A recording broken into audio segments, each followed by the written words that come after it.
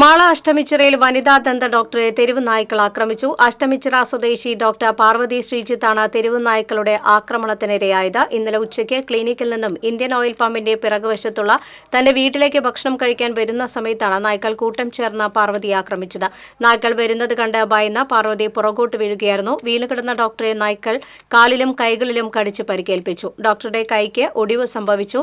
പമ്പിലെ ജീവനക്കാർ ഓടിയെത്തിയാണ് ഡോക്ടറെ രക്ഷപ്പെടുത്തിയത്. തെരുവുനായ ആക്രമണം നിയന്ത്രിക്കാൻ സർക്കാർ അടിയന്തരമായി നടപടിയെടുക്കണമെന്ന് ഡോക്ടർ ആവശ്യപ്പെട്ടു.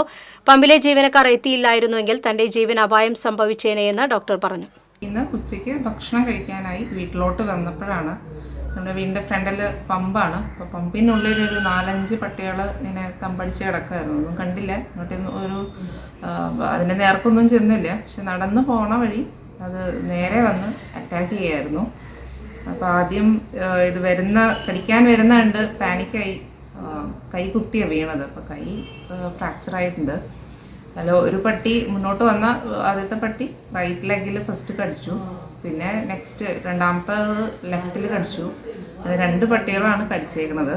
പിന്നെ ഇതിന് പുറകെ വീണ്ടും 1-2 പട്ടികൾ വരെ ഉണ്ടായി. അപ്പോൾ കടിച്ച് ബഹളം വെച്ചപ്പോൾ അടുത്തുള്ള പമ്പിലെ സ്റ്റാഫുകളുണ്ടായി, സ്റ്റാഫും കസ്റ്റമേഴ്സൊക്കെ. അവർ വന്ന് ബഹളം വെച്ചപ്പോഴാണ് ഇത് പിന്മാറിയത്.